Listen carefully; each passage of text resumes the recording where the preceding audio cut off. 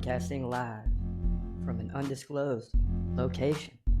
This is the TCMMA podcast with your host, Chris Cross. Whoa!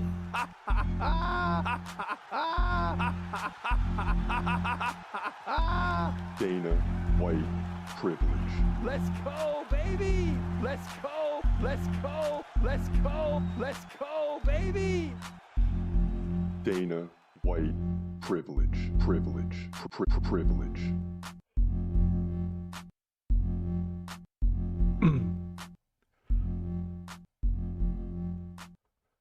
What up, what up? This your boy Chris Cross checking in. This is the TCMMA podcast, and we are live for The Ultimate Fighter. Now, I'm going to tell you, I did some planning today. I did the prediction for tonight's fight. I'm all set. And then, of course, the UFC does a quick switcheroo. And this fight's going to go down in about 25 minutes from now. So we're going to hang out through that fight and do the live play-by-play. But instead of the guys fighting before, you now got Robert Valentin versus Giannis Bashar, which I believe is number one. No, Robert Valentin, I think, is number one for Grasso. Yeah, Bashar, I believe, is number 4. So now all of a sudden, Shevchenko should have got the win with her number 1 middleweight, but he couldn't go. So they bumped Magomedov, and now Bashar gets to fight Valentin. And what's crazy is that this is all filmed beforehand, so they just pulled a switcheroo on purpose and told us who was fighting this week, and then tell us, he's got a cut or something like that. He can't. It's not a cut, but it's something on his mouth that has to heal, and Magomedov can't go. And I was looking forward to seeing him. Russian versus Lithuanian. Hey, give it to me. So we're waiting on that fight now, and they're getting it all primed and ready, showing you all the training footage and practice, and how crazy Shevchenko was last week with no drinking water. We missed episode 1, but we did see that. So we're going to be here throughout, and we got several topics to go through, so just bear with me. Looks like the fam just rolled up, so about to get interrupted anyway. But yeah, some good topics coming up. Is McGregor and Chandler fighting? UFC Insider Cast freshed out over Conor McGregor's UFC return against Michael Chandler later this month. So we'll get into that here in a moment. Hey, babe. Also, Dana White urges UFC legend to retire after upcoming bout. Also, when you get into McGregor, he's looking like the old Conor McGregor, according to UFC legend made a bold claim of McGregor's UFC 303 comeback fight. So, we might as well bump those together when we come back around, because you got one in Ariel Helwani saying this is a lot of pessimism around the fight, and then you got another fighter saying, hey, he looks better than ever. So we'll see. And then who's the fighter that Dana White's talking about should retire? So we're going to get into all those in a moment. Mavov cracks a middleweight top 5 like we told you he would. Even though it was a wild and weird stoppage against Cannonier, he's one of the top 5 guys now in the division. So that'll be important for his next fight. But he's not fighting for the title until he gets a finish. Alan Jouban laments bad stoppages ruining fights. We cannot let the UFC turn into the NFL. So there you have it. Ian Gary brands UFC 303 an opportunity to show he's levels above Michael Page. You guys think this guy is good? Question mark. On the morning report, Alex Pereira responded to Jamal Hill. Maybe he just woke up from the KO. So Jamal Hill saying some things, Alex Pereira's going back, but it's hard to see guys go at it after the fight was over and a guy got KO'd. I mean, let it be. Hunter Campbell's desperate measures ends in disaster as Hamzat Chimaev ruins Dana White's successor's plans. Fans react, and we're going to get into that, because what happened is in the Fight Inc. I told you I was going to finish watching it, and they got Usman to fight, saying, hey, if he wins, we can easily get him a title fight in the next fight against Sean Strickland. We can make that happen. They were just going to surpass Dricus du Plessis, who ended up winning the belt. So you got these topics going on. I'm just going to flip back to Ultimate Fighter, kind of see what's happening here. And they're just showing the fighters' families and things like that. So we're getting closer and closer. You know, they're showing the day before the train. And one guy, Robert Valentin, went and slept outside, brought his whole mattress the night before the fight. So he's trying to psych people out. But none of that's going to matter unless you win in the octagon. So more on that as we await the Ultimate Fighter fight taking place. Now, so you got back to Conor McGregor and Michael Chandler. And this continues to be big, and it might be for no reason. But now you got Ariel Helwani saying there's a lot of pessimism around this fight actually happening. They could be searching for backups or different fights, you know, and that's a wild statement to make unless you know something, right? Unless you know something. I don't know what Helwani knows, but if they fight, then there's going to be some questions. Like, what were you talking about? And, you know, we're not getting anything from McGregor or Chandler. So, and what we've seen in the documentary Fight Inc. is that we wouldn't get anything from McGregor or Chandler if that fight was off until a new fight is announced. So that's crazy. But you have other fighters saying that Conor McGregor's looking like the old McGregor ahead of a 303 comeback. So who do you know? I mean, who can you believe here? It's really difficult, right? This could all be nothing, or it could be something serious. I mean, in reality, that's all it is. It's either nothing, or it's something serious. But I would find it hard to believe that Conor McGregor would pull out of this fight right now, right? Like, we're 18 days away. I mean, I guess if he had to pull out, he already pulled out several days ago. But if the UFC's scrambling, I mean, probably not, honestly, if I had to really guess, I say this fight's happening. But just going with the speculation right now, and maybe it's more than speculation. It's coming from Helwani, who, you know, sometimes tries to get things riled up. You know, that's why him and Dana White had a falling out years ago. I don't know how it is now, but I know years ago they had a falling out. So we'll have to wait and see how that plays out. Dana White urges UFC legend Tony Ferguson to retire after upcoming bout. And yeah, I mean, he's had a lot of losses, man. He's had a lot of losses. And if he gets a win, it's going to be hard to convince Tony Ferguson to retire. I'm just telling you right now. He's not marching to anyone else's beat but his own. But if he loses, maybe he retires.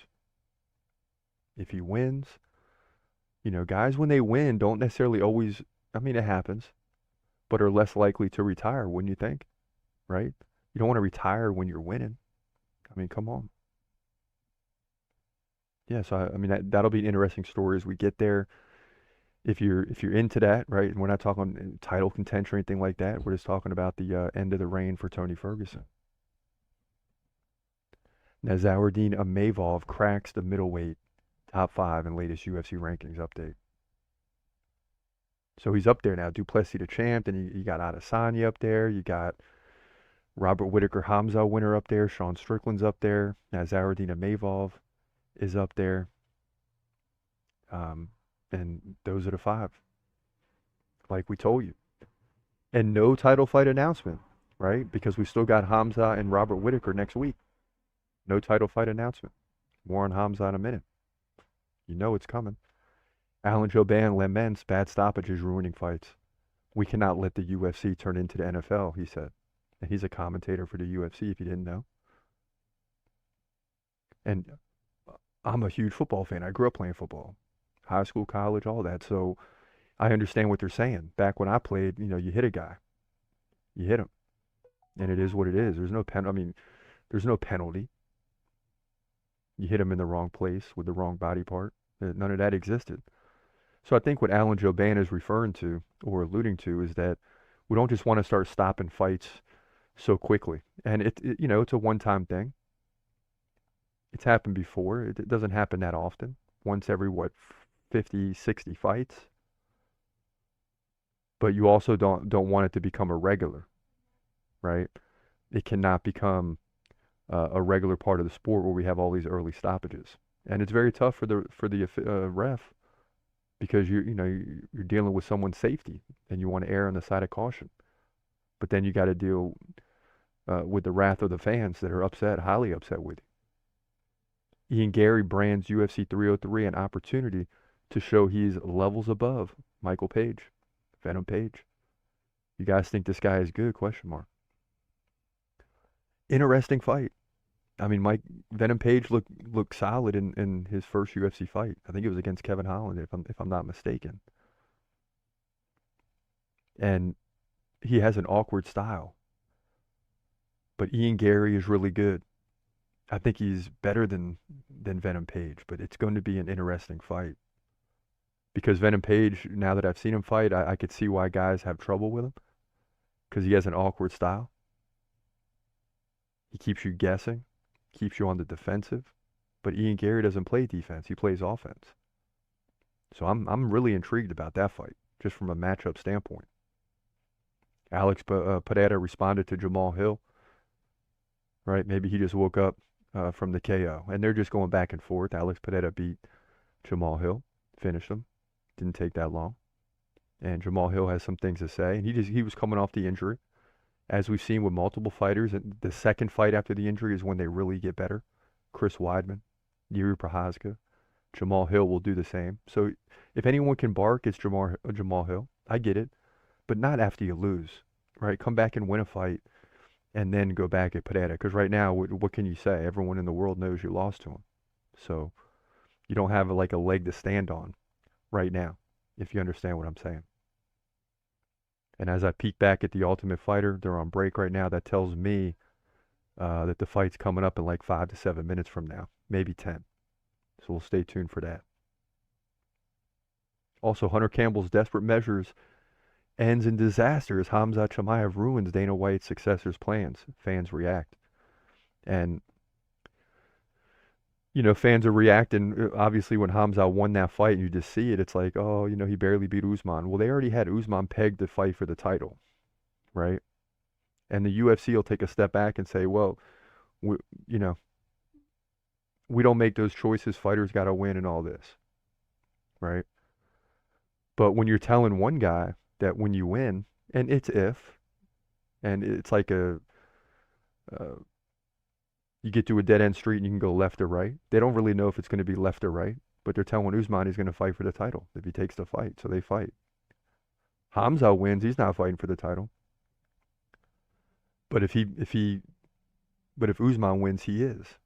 That's a problem for a lot of fans. So what are a lot of fans saying? Oh, Khamzat didn't look great in that fight. He should have lost the fight, right? Not telling you anything about the injury that he sustained and still won. To me, that's the bigger story. That's more remarkable than anything. The guy sustained an injury and still won the fight. I mean, that's incredible. Absolutely incredible. And I know the chat room's blowing up on Khamzat, I'm sure. But let's see what's going on. Got homework in the house. Let us know if The Ultimate Fighter is good. I only seen a clip of it floating around. And the clip was, he's saying, Shevchenko saying, or not allowing people to drink water when training, you know. And she's from a different era, right? I mean, Shevchenko's from a different, it's like she should have been born in like the 60s and 70s when football coaches were not letting players drink water, right? But they're out in the heat for 3-4 hours in those days. And I don't know how long these MMA guys are training, but if they're going past an hour, they need to get some water. They need to get some water. Chimaev has been promised 3 times for a title shot. Dana is a liar. Yeah. Yep. And it's unfortunate, you know, because, and I know that's the way it was pegged. And just to give Dana White an out, if just to play on the other side, because I agree. But you could say, from his perspective, Khamzat Chimaev hasn't had that big fight. Like if he goes in there and just finishes Gilbert Burns, he probably gets a title shot. If he goes in there and devastates Usman, which it looked like in the first round might have happened by submission, but he didn't get it done, right? Then you might get a title shot, right? Although that would be hard to do because he still would have been like 6th, 7th, 8th in the division. So Dana White has some outs, and it's just been unfortunate with the way this has all played out for Hamza. Like, we all know he should have been fighting for the title long ago. Long ago. But if we got to go through Robert Whittaker to get there, and maybe one other, then fine. Then fine. Because I see him taking a very similar path to Alex Pereira. And when he gets a title, he's going to be seeking another title almost immediately. Almost immediately. I find it weird they haven't announced DDP versus Izzy yet, when all we know it's going to, or when we all know it's going to happen, and that's what they want. Yep. Unless something spectacular happens, and I think that's why the UFC plays a trump card, because it's also, you don't know what's going on with Izzy right now. Right? Last I heard, Izzy was trying to take a little bit of a break. He's not in a rush. That could be the reason. It could also be that there's 3 big middleweight fights that could reshape the division in this month. It hasn't turned out that way. I mean, Imavov won, but he beat the lower of the 3 ranked fighters fighting this month, right? Sean Strickland held serve. Barely. Not barely, but not in a big way. Cannonier fell. Okay. He's a lower ranked one. Now you got number 3, I believe, Robert Whittaker, somewhere around there, fighting Hamza. So if Hamza goes in there and gets a big finish, then he's got to be above Imavov and Vettori first. I mean, without question, right? But then where do you, I guess the highest he can get is 3, because they're not going to put him ahead of Adesanya and Sean Strickland right now. And then what could possibly happen? And this is what I've been thinking a lot about. First, Hamza's got to get the big finish. But what could possibly happen is, we know that Adesanya wants to get back at Sean Strickland. Would he take that fight and then that would allow Hamza to fight DDP, Dricus du Plessis? And I say that because the UFC's got to come up with some fights here between those 4 guys. If Hamza gets the finish, and I don't think if Adesanya fights for the title, Strickland's not going to want to fight Hamza, because he's going to say, I already fought down. I did what y'all asked me to do, and I lost by split decision, and many people think I won. So, you have all that drama playing out. So if you got those 4 guys and you're looking at the board, I think you have to put Hamza up for the title, because the only other matchup that could take place is Adesanya or Izzy and Sean Strickland. If Sean Strickland gets a title fight, I don't see Adesanya fighting Hamza. You see what I mean? So I think among those matchup possibilities, it's got to be Hamza versus DDP. Of course, that's what I'm hoping for. So we'll see.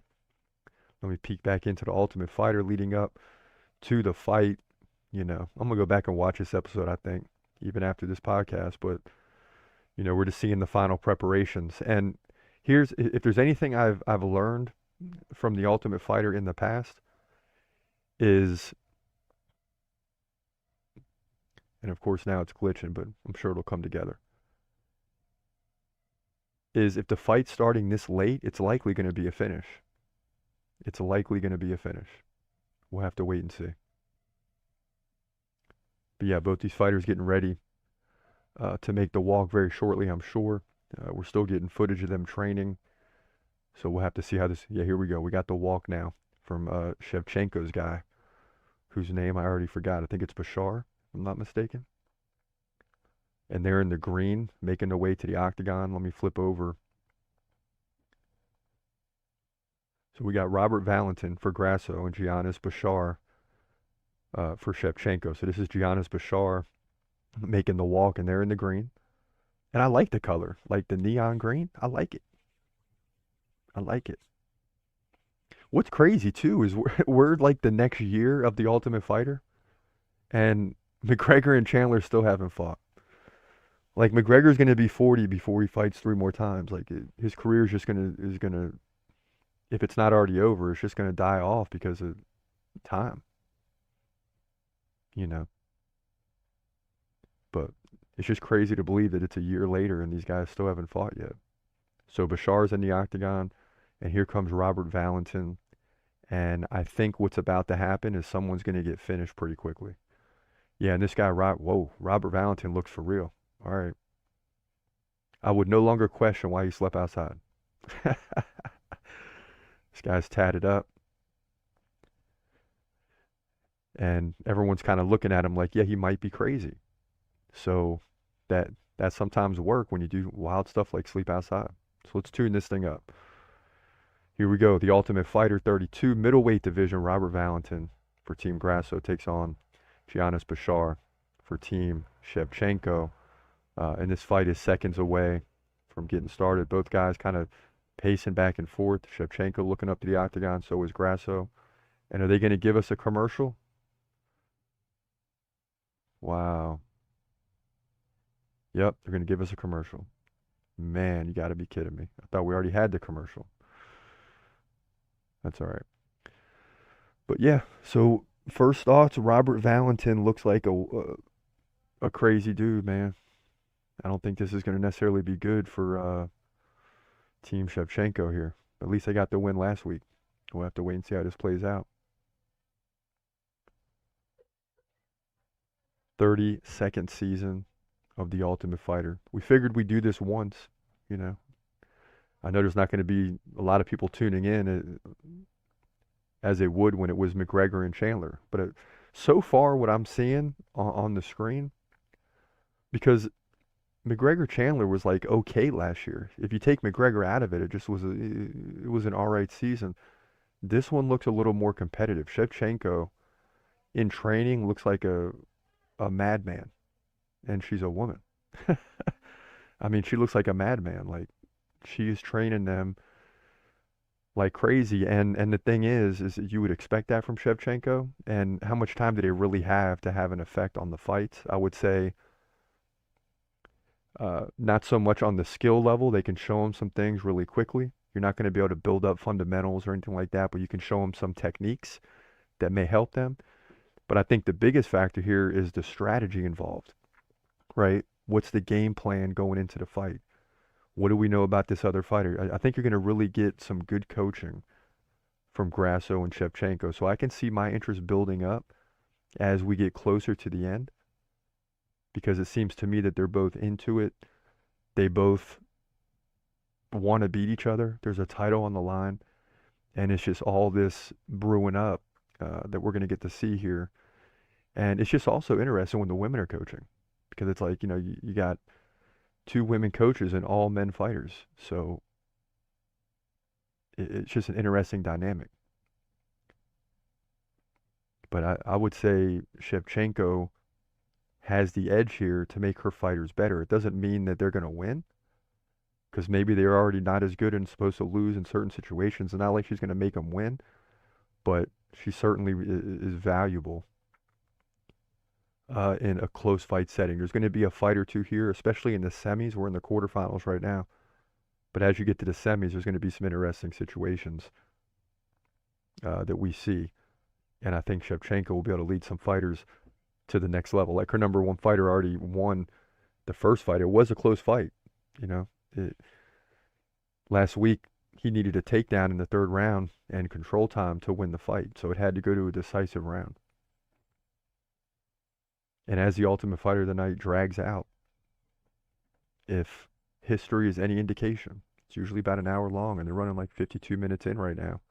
We're getting ready to see a big finish. And I hope so. I hope so. Which would also be why the UFC had no problem with pulling a switcheroo at the last second. So stay tuned. Oh, here we go. Here we go, baby. Here we go. Okay.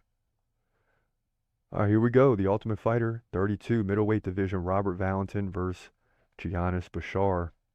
This fight is set to begin now. Now, Bashar is 33. Valentin, number one pick for Grasso, is 28. So he's entering the prime. And you almost root for the younger guy, because you want a younger guy to win and be able to build for the next 3-4 years like a 28-year-old. And by the time he gets to 31, he's for real. So We need to see some fighters come out of the Ultimate Fighter. We're not going to see any from last season, I don't believe. Oh, big left hand for Valentin. We didn't even get into it. That's it. I had a feeling Robert Valentin gets a monster finish. And I wasn't even really paying attention. I feel like this is Tyson in the old days. I missed the whole thing. You blink and you miss it. And we're going to see the replay here because this fight was over in a hurry. Wow. Now I know why this was the second fight. They moved this one up. Okay, you see both fighters touch gloves. They're dancing back and forth. We're getting a little coaching from Grasso and Shevchenko because that's how short the fight was as we go back to the highlights. And they're kind of dancing around, looking at each other. And Robert Valentin is just going to come in, boom, right elbow right away. And was that the finish? No, I think he landed an uppercut or something like that. Okay, and you can see in practice they had worked on that. They're showing the practice footage. Right knee, right. Ooh. And this is what I'm telling you. It's those things that a Grasso or Shevchenko can help their fighters with.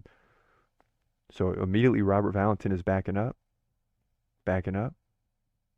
Boom. Right elbow drops him. And no need for the knee and second elbow. He goes right down, and Valentin's on top, pounding away with the left. And he just put everybody on notice. So Robert Valentin is for real. And I don't even know his record because we had prepared for the other fight. But darn it, Robert Valentin just caught my interest. Wait till you guys see this. Oh my gosh. He finished Janis Bashar in about 10 to 12 seconds. And if you remember last year in the second episode, I think it was like the same thing happened. So, they're trying to build interest. They probably saved this and had to move it up to build interest in this thing, and I'm interested now. So Robert Valentin gets the win here, middleweight division, The Ultimate Fighter 32, episode 2. So, yeah, man, that didn't take long. Well, it took long. Now I see why they put the fight on at the 53rd, 54th minute in an hour show, because it only took 12 seconds. So that's a wrap, ladies and gentlemen. It's been real. Glad we got into some topics. Are McGregor and Chandler fighting? I say yes. Let me know what you think. This is your boy Chris Cross. Have a great day. And as always, God bless. Peace.